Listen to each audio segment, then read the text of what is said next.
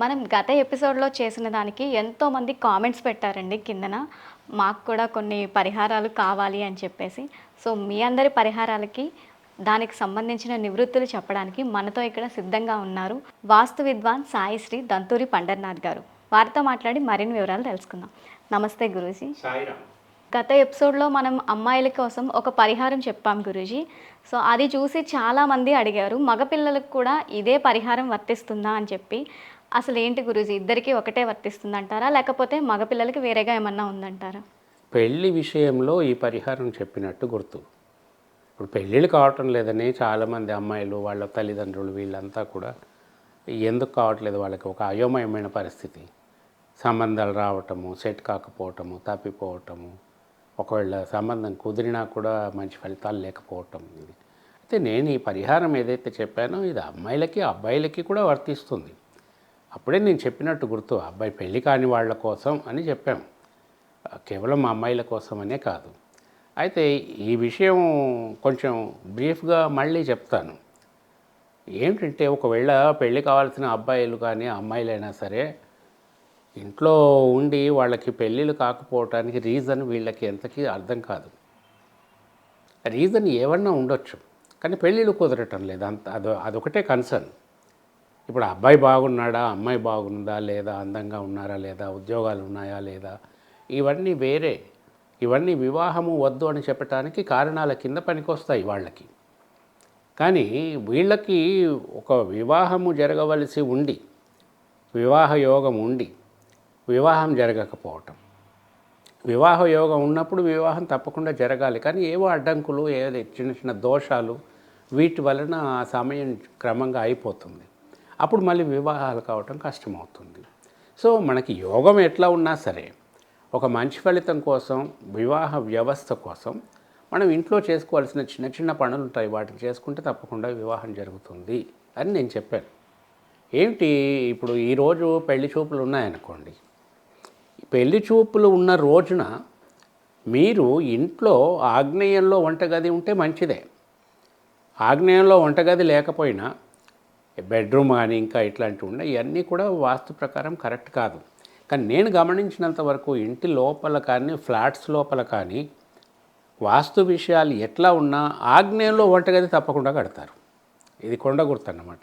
అట్లాంటివి లేనప్పుడు కూడా మీరు ఆగ్నేయంలో మామూలు ఒక స్టూల్ పెట్టేసి, స్టూల్ మీద ఒక చిన్న స్టవ్ పెట్టేసి, కిరోసిన్ స్టవ్ కావచ్చు, లేకపోతే చిన్న 1 kg సిలిండర్స్ విత్ బర్నర్ వస్తాయి, అదైనా కావచ్చు, పెట్టేసి అక్కడ మీరు అగ్నిని ప్రసన్నం చేయగలిగేటటువంటి ఒక క్రియ చేయాలి, ఒక పని. అగ్నిదేవుడు ప్రసన్నం చెందగలిగే క్రియ ఏంటంటే అగ్నికి దేన్నైనా సరే మనము సమర్పించుకోవటం.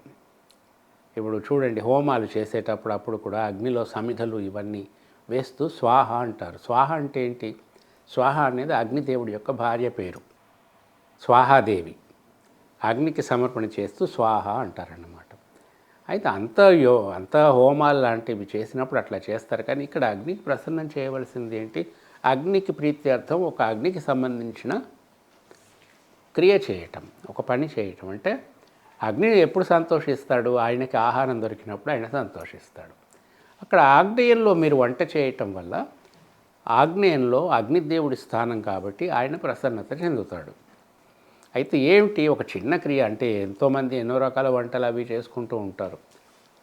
ఈ పర్టికులర్ డే మాత్రం, అంటే ఇప్పుడు మనం మామూలుగా వంట చేస్తామనుకోండి, అగ్నిదేవుడు ప్రసన్నం అవుతాడు కాబట్టి ఫలితాలు బాగుంటాయి అక్కడ ఆగ్నేయంలో. అయితే అగ్నిదేవుడిని తలుచుకొని మనం వంటలు చేయము, మన ఇంటి కోసం మనం చేస్తాం. ఒక పర్టికులర్ పర్పస్ని అగ్నిదేవుడిని ప్రసన్నం చేసుకోవాలి, పర్టికులర్ పర్పస్ కోసం అన్నప్పుడు మనం సంకల్పం చెప్పుకోవాలి. ఈ ఈ ఈ కార్యసిద్ధి కోసం నేను ఈ పని చేస్తున్నాను కాబట్టి దీన్ని స్వీకరించి నన్ను అనుగ్రహించు అని రోజు చేసే వంటలాగా కాదు.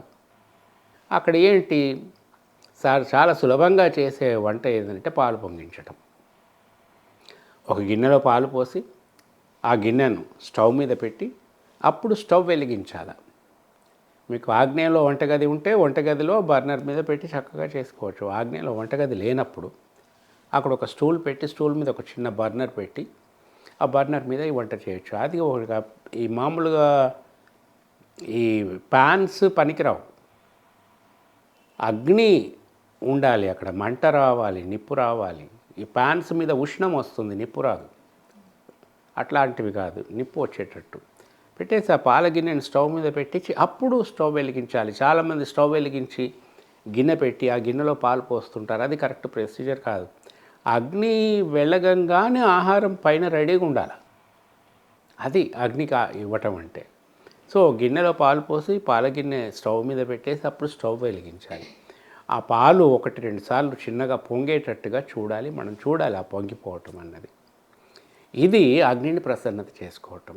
ఇంకా కొంచెం ఇంకా విస్తారంగా చెప్పుకోవాలనుకుంటే దాంట్లోనే ఏదన్నా స్వీటు పరమాన్నం కానీ ఏదైనా వంట చేసుకొని మనం పూజ చేసే చోట దేవునికి సమర్పణ చేయొచ్చు. కానీ ఇక్కడ ఎప్పుడైతే అగ్నిదేవి మీద పాలు పొంగాయో అప్పుడు అగ్నిదేవుడు ప్రసన్నమైనట్టుగా అనుకోవాలి మనం. ఎందుకంటే సంకల్పం చెప్పి చేసుకుంటున్నాం కాబట్టి. పెళ్ళి చూపులు ఉన్న రోజున ఉదయం ఆ అబ్బాయి కానీ అమ్మాయి కానీ, అంటే పెళ్లి చూపులు ఎవరికైతే ఉన్నాయో ఆ అబ్బాయి కానీ అమ్మాయి కానీ ఒక చిన్న ప్రక్రియ చేయటం వలన ఈ సంబంధాలు వీళ్ళకి తప్పిపోవటం అంటూ ఉండదు. కానీ ఇందులో ఇంకొకటి ఉంది. ఇక్కడ అగ్నిదేవుని ప్రసన్నం చేసుకోవటం వల్ల ఆయన అనుగ్రహం వల్ల ఏమిటంటే ఫస్టు ఈ ఆవేశాలు పోతాయి. అకారణ కోపాలు, అకారణ ద్వేషాలు, అకారణ కష్టాలు పోతాయి. అగ్నిదేవుని ప్రసన్నం చేసుకొని పెళ్లి రోజు నాడు మనం పెళ్లి చూపుల నాడు ఇదంతా పెట్టుకుంటే వచ్చే సంబంధము తప్పకుండా సెట్ అవుతుందని అనుకోవటానికి వీలు లేదు. ఆ వచ్చిన సంబంధము మంచిది కాదనుకోండి, అది కట్ అయిపోతుంది అక్కడనే. అంటే ఈ అకారణ కష్టాలను తీసేస్తారు ఆయన, అకారణ ద్వేషాన్ని తీసేస్తారు. సంబంధం మంచిది కాబట్టి తప్పిపోతుంది, మీరు సంతోషించాలా. ఇదివరకు వచ్చినట్టుగానే సంబంధాలు వచ్చి తప్పిపోతున్నాయి కదా, దీనివల్ల మనకేమి ప్రయోజనం అనుకోకూడదు. ఇదివరకు వచ్చినట్టయితే ఈ సంబంధం సెట్ అయిపోయి తర్వాత నానా కష్టాలు పడి విడాకుల దాకా పోతారు. పోయింది సంతోషించాలి, ఏదో కారణం ఉంటుంది. మనకు ఏది సూట్ అవుతుందో అదే మనకు సెట్ అవుతుంది, కానీ తప్పకుండా అవుతుంది. అట్లా కొంచెం ఓపికగా చేసుకోవాలి. అబ్బాయిలైనా సరే అమ్మాయిలైనా సరే ఈ చిన్న ప్రక్రియ చేయటం వలన వివాహంలో చాలా మంచి ఫలితాలు ఉంటాయి. వివాహం అయిపోయిన వాళ్ళు చేయటం వలన ఈ వివాహానికి సంబంధించినటువంటి కష్ట నష్టాలు కానీ ఇట్లాంటివి లేకుండా జాగ్రత్తగా ఉంటారు.